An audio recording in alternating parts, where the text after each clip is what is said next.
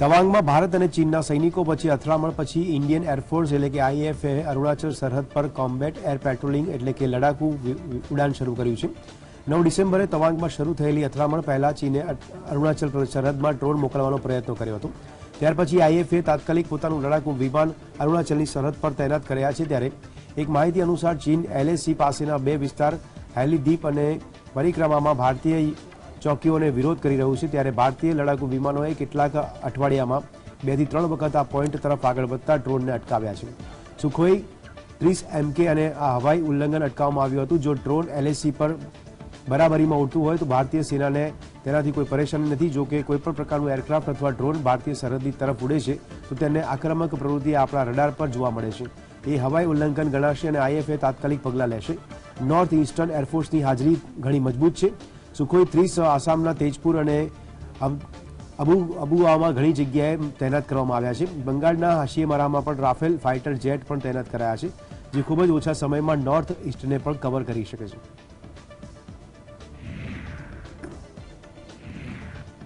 અરુણાચલ પ્રદેશનું તવાંગ સેક્ટરમાં ગત 9 ડિસેમ્બરના રોજ ભારત અને ચીનના સૈનિકો વચ્ચે અથડામણ થઈ હતી। અથડામણમાં બંને દેશના સેનાના જવાનો ઘાયલ થયા હતા। ત્યારે ચીનમાં સૈનિકો ઘૂસણખોરી કરવા માટે તવાંગ સેક્ટરમાં ઘૂસી આવ્યા હતા, પરંતુ ભારતીય સૈનિકોએ ચીનના સૈનિકોની ઘૂસણખોરીને દ્રઢતાથી સામનો કર્યો હતો અને ઓગસ્ટ 2020માં લદ્દાખની ગલવાન ખીણમાં ભારત અને ચીનના સૈન્ય જવાનો વચ્ચે થયેલી અથડામણ બાદ 9 ડિસેમ્બર 2022ના રોજ બીજી અથડામણ થઈ હતી। અહેવાલો અનુસાર તવાંગમાં બંને દેશના સૈનિકો વચ્ચે લગભગ 1 કલાક સુધી અથડામણ થઈ હતી। ત્યારે અથડામણ બાદ બંને દેશના વરિષ્ઠ સૈન્ય અધિકારીઓ દરમિયાનગીરી કરી હતી। પ્રાપ્ત માહિતી મુજબ સમગ્ર વિવાદ ચીનના સૈન્ય જવાનો તરફથી શરૂ થયો હતો। ત્યારબાદ ભારતીય સૈનિકોએ તેનો જવાબ આપ્યો હતો અને જેના ભાગરૂપે 300 જેટલા ચીનના સૈનિકોને પીછો કર્યો હતો અને અરુણાચલ પ્રદેશના તવાંગને તિબેટનો ભાગ માનવામાં આવે છે। ત્યારે ભારતીય સેનાની 30 નંબરની સૈન્યની ટીમ પેટ્રોલિંગમાં હતી। ત્યારે ચીન પણ અરુણાચલ પ્રદેશના તવાંગ સેક્ટરના યાંગત્સેમાં વાસ્તવિક નિયંત્રણ રેખાના વિવાદિત સ્થળ પાસે પેટ્રોલિંગ કરતી હતી। આ દરમિયાન બંને દેશોની સેનાએ સામસામી આવીને ઘર્ષણ સર્જાયું હતું। ચીનના સૈન્ય જવાનોએ તવાંગમાં ઘૂસણખોરી કરીને એલઓસીની સ્થિતિ બદલવાનો પ્રયાસ કર્યો હતો, જેનો ભારતીય સેના દ્વારા દ્રઢતાથી સામનો કરવામાં આવ્યો। આ દરમિયાન બંને દેશના સૈન્ય જવાનોએ વચ્ચે અથડામણ થઈ હતી, જેમાં ભારત અને ચીનના સૈન્ય જવાનો ઘાયલ થયા હતા। ભારતના એક પણ સૈન્ય જવાનનું મૃત્યુ થયું નથી। ત્યારે રાજનાથસિંહે વધુમાં કહ્યું કે આ અથડામણને લઈને બંને દેશમાં સૈન્ય અધિકારીઓ વચ્ચે ફ્લેગ મીટિંગ પણ યોજાઈ હતી અને સરહદ પર કાયમી શાંતિ જાળવી રાખવા માટે સહમતિ સધાઈ હતી। આ અથડામણ મુદ્દે રાજનાથસિંહે પણ સવાલ ઉઠાવવામાં આવી રહ્યા છે। ત્યારે સંરક્ષણ પ્રધાને કહ્યું કે તમામ સ્થિતિને પહોંચી વળવા માટે ભારતીય સૈન્ય સજ્જ છે। ભારતીય સૈન્યની ક્ષમતા અને શૌર્યને ભારત બિરદાવી પણ હતી। 9 दिसंबर 2022 को पीएलए ट्रुप्स ने तवांग सेक्टर के यांगसे एरिया में लाइन ऑफ एक्चुअल कंट्रोल पर अतिक्रमण कर स्टेटस को एक तरफा बदलने का प्रयास किया। चाइना के इस प्रयास का हमारी सेना ने दृढ़ता के साथ सामना किया है अध्यक्ष महोदय, और इस फेस ऑफ में हाथापाई भी हुई है। भारतीय सेना ने बहादुरी से पीएलए को हमारी टेरिटरी में अतिक्रमण करने से रोका और उन्हें उनकी पोस्ट पर वापस जाने के लिए मजबूर कर दिया अध्यक्ष महोदय। इस झड़प में दोनों ओर के कुछ सैनिकों को चोटें भी आई हैं और मैं इस सदन को अवगत कराना चाहता हूं कि हमारे किसी भी सैनिक की न तो मृत्यु हुई है और न ही कोई गंभीर रूप से घायल हुआ है। અરુણાચલ પ્રદેશના તવાંગ સેક્ટરમાં ભારત અને ચીનના સૈન્ય જવાનો વચ્ચે થયેલી અથડામણને લઈને વિપક્ષે હોબાળો મચાવીને સંસદની કાર્યવાહી રોકી હતી। ત્યારબાદ સંસદની બહાર આવેલા ગૃહપ્રધાન અમિત શાહે મીડિયા સાથે વાત કરતા કહ્યું કે પ્રશ્નકાળ ન ચાલવા દેવા બદલ વિપક્ષની નિંદા કરું છું। સંરક્ષણ પ્રધાન સંસદમાં નિવેદન આપવાના છે, ત્યારે આ પ્રકારે પ્રશ્નકાળ દરમિયાન હોબાળો મચાવીને કાર્યવાહીને અટકાવવી યોગ્ય નથી। તેમણે એમ પણ કહ્યું કે મેં પ્રશ્નકાળની યાદી જોઈ ત્યારે મને પણ થોડું આશ્ચર્ય થયું। યાદીમાં પ્રશ્ન નંબર 5 રાજીવ ગાંધી ફાઉન્ડેશનના FCRA રદ કરવા અંગેનો હતો। આ વાંચીને હું કોંગ્રેસની ચિંતા સમજી ગયો અને આ સવાલ ખુદ કોંગ્રેસના એક સભ્યએ સંસદમાં પૂછ્યો હતો। અમિત શાહે એમ પણ કહ્યું કે જો મને ગૃહના ફ્લોર પર આ પ્રશ્નનો જવાબ આપવાની તક આપવામાં આવે તો મેં પણ આવું જ કહ્યું હોત। નાણાકીય વર્ષ 2005-6 અને 2006-7માં ફાઉન્ડેશનને ચીની દૂતાવાસ તરફથી રૂપિયા 1.35 કરોડનું દાન મળ્યું હતું। આ FCRA કાયદા અનુસાર હતું। કારણોસર રાજીવ ગાંધી ફાઉન્ડેશન પર કાર્યવાહી કરવામાં આવી હતી। અમિત શાહે કહ્યું કે વિદેશથી દાન મેળવવા માટેના સંપૂર્ણ કાયદાકીય પ્રક્રિયાઓ બાદ જ ગૃહ મંત્રાલયે પહેલા રાજીવ ગાંધી ફાઉન્ડેશનને નોટિસ આપી હતી અને ત્યારબાદ તેનું રજીસ્ટ્રેશન રદ કરવામાં આવ્યું છે। फाउंडेशन ने अपना रजिस्ट्रेशन सामाजिक कार्यों के लिए करवाया है और ये जो राशि चीनी दूतावास से मिली इसका उपयोग भारत चीन संबंधों के विकास पर शोध करने के लिए ये पैसा दिया गया है। अब मैं कांग्रेस पार्टी को पूछना चाहता हूं कि इन्होंने शोध तो जरूर किया होगा, क्या उनकी शोध में 1962 में जो हजारों हेक्टेयर भूमि भारत की चीन ने हड़प ली वो शामिल था क्या? और शोध इस पर किया तो रिपोर्ट क्या आई है? नेहरू जी के प्रेम के कारण सुरक्षा परिषद में भारत की स्थायी सदस्यता बलि चढ़ गई। इस विषय को उन्होंने शोध का विषय बनाया था क्या?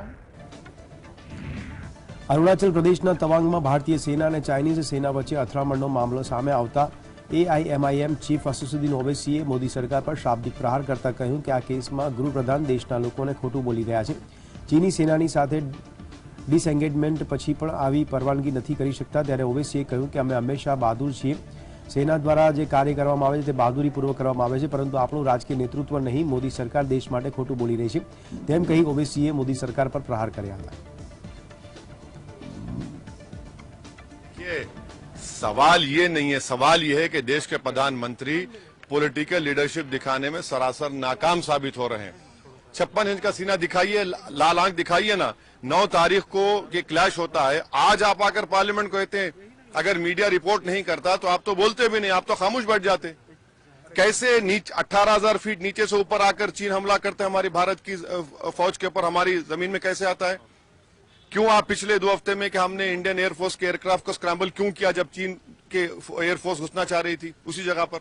तो ये सरासर इनकी नाकामी और झूठ बोल रहे हैं। भाई लेके जाइए ना हमको, चलिए पूरे ऑल पार्टी लेके जाइए उस जगह पर जहां पर क्लैश हुआ, लेके जाइए हमको डेमसाक और डेमचौक में, देखते हैं क्या हो रहा है वहां पर। आप तो सरेंडर कर चुके हैं चीन को, आप तो बोलते ही नहीं है कुछ चीन के बारे में। જમ્મુ કાશ્મીરના બારામુલ્લામાં સુરક્ષા દળોએ આતંકવાદીઓ દ્વારા લગાવવામાં આવેલા આઈડી શોધી કાઢ્યું છે। મળતી માહિતી મુજબ ઉત્તર કાશ્મીરના તુલીબલ બારામુલ્લામાં આતંકીઓ દ્વારા આઈડી પ્લાન્ટ કરવામાં આવ્યો હતો।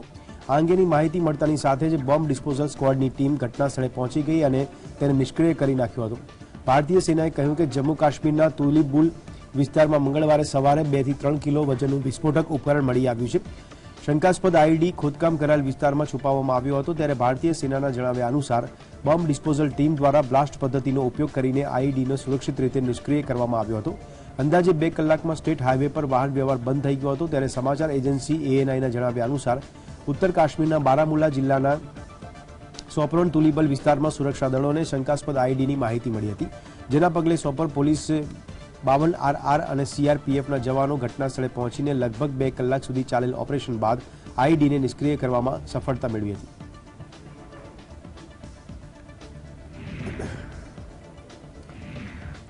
રાહુલ ગાંધીની ભારત જોડો યાત્રા વચ્ચે કેટલાક અજાણ્યા લોકોએ યાત્રા સાથે જોડાયેલા એક ટેન્ટને આગ લગાડવાનો પ્રયાસ કર્યો હતો।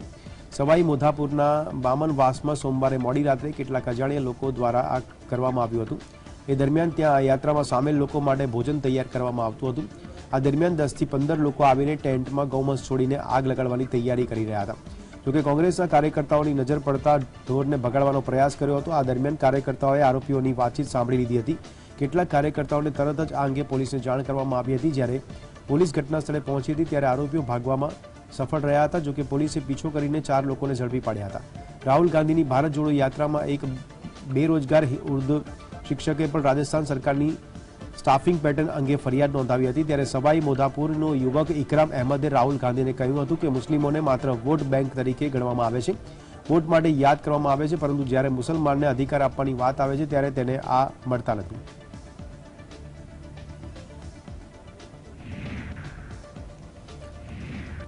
દિલ્હીના ઇન્દિરા ગાંધી ઇન્ટરનેશનલ એરપોર્ટ પર ભીડની ફરિયાદો વચ્ચે એરલાઇન ઇન્ડિગોએ ટ્રાવેલ એડવાઇઝરી જાહેર કરી છે, જેમાં મુસાફરોને ડોમેસ્ટિક ડિપાર્ચરના ઓછામાં ઓછા 3 કલાક પહેલા એરપોર્ટ પર પહોંચી જવા જણાવ્યું છે। તેમણે મુસાફરોને સરળ સુરક્ષા તપાસ માટે 7 કિલો વજનનો સામાન રાખવા જણાવ્યું છે। ટ્વિટર પરના એક નિવેદનમાં ઇન્ડિગોએ જણાવ્યું હતું કે દિલ્હી એરપોર્ટ પર મુસાફરોને ભારે ભીડ અનુભવાઈ રહી છે, ત્યારે ચેક ઇન અને બોર્ડિંગનો સમય સામાન્ય કરતાં વધુ લાંબો રહેવાની ધારણા છે। મુસાફરોને વિનંતી કરવામાં આવે છે કે તેઓ સ્થાનિક પ્રસ્થાનના ઓછામાં ઓછા 3 કલાક પહેલા પહોંચી જાય, તો બીજી તરફ નાગરિક ઉડ્ડયન મંત્રી જ્યોતિરાદિત્ય સિંધિયાએ સોમવારે દિલ્હીના એરપોર્ટ ટર્મિનલની 3ની ઓચિંતી મુલાકાત લીધી હતી. ભાજપના નેતાએ પરિસ્થિતિનો તાગ મેળવ્યો હતો અને સંબંધિત તમામ હિતધારકો સાથે વાત કરી અને મંત્રાલયને આશા છે કે પરિસ્થિતિ સુધરશે તેવા ફેરફારો માટે નિર્દેશો જારી કર્યા છે. लगा रहता है और इसके लिए हमें ये भी होता है कि एक सिक्योरिटी का जो चेक इन है वो जल्दी हो और अगर हमें लेट हो रहा है ट्रैफिक में तो हमें जल्दी से कोई निकाला जाए, कुछ ऐसी सुविधा होनी चाहिए. लोगों को उस ऑर्डर में भेजना चाहिए कि जिनकी 3 घंटे में फ्लाइट है वो पहले जाएं, बिकॉज कुछ लोग होते हैं जिनकी लेट होती है वो पहले चल जाते हैं, सो उनको वो ऑर्डर मेंटेन करना चाहिए.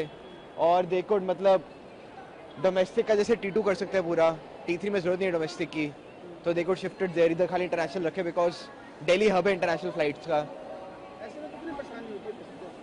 काफ़ी परेशानी होती है, काफ़ी लोगों की फ्लाइट मिस हुई है, मैंने देखा है. मेरी नहीं हुई थैंक गॉड, बट होती है लोगों की फ्लाइट्स मिस. एयरपोर्ट पे आना चाहिए 3 से 4 घंटे पहले according before flight, because flight लेने के लिए काफ़ी टाइम लगता है, जैसे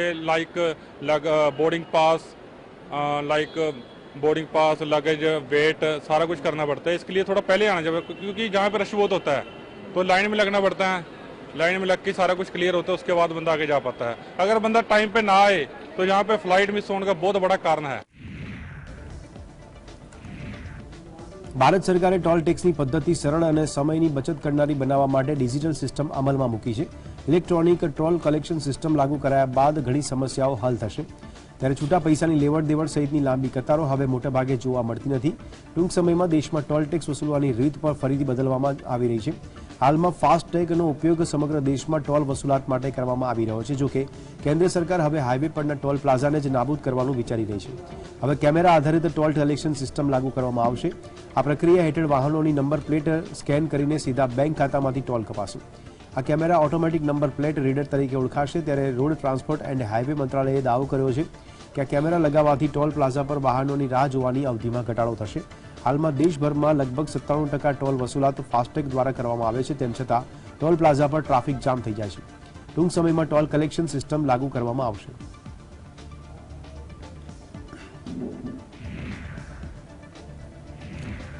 દિલ્હી હાઈકોર્ટે એક સમાન નાગરિક સંહિતાના મુસદ્દા માટે દિશાનિર્દેશની માંગ કરતી અરજી પર નોટિસ જારી કરી છે. જેમાં જણાવ્યું છે કે એક રાષ્ટ્ર એક નાગરિક કાયદો એ ભારત જેવા કોઈપણ સમાજવાદી બિનસાંપ્રદાયિક લોકશાહી પ્રજાસત્તાકનો મૂળભૂત આદેશ છે. આર્ટિકલ 14, 15 અને 21નો અભિન્ન ભાગ ન્યાય, લિંગ સમાનતા, મહિલાઓનું ગૌરવ યુસીસી વિના સુરક્ષિત કરી શકાતું નથી. ચીફ જસ્ટિસ સતીશચંદ્ર શર્મા અને જસ્ટિસ સુબ્રમણ્યમ પ્રસાદની બેન્ચે નોટિસ જારી કરી હતી અને સમાન પેન્ડિંગ પિટિશન સાથે આ બાબતને ટેગ કરી હતી. અરજદાર બધી હાજર રહેલા એડવોકેટ અશ્વિની ઉપાધ્યાયે બેન્ચને જણાવ્યું હતું કે આ પિટિશન યુનિફોર્મ સિવિલ કોડના મુસદ્દા માટે દાખલ કરવામાં આવી છે અને સદનસીબે લો કમિશન પણ છે. તો આ અરજી દાનિશ ઇકબાલ નામના મુસ્લિમ વ્યક્તિ દ્વારા દાખલ કરવામાં આવી છે, જેમાં યુસીસીના અમલની માંગ કરવામાં આવી છે.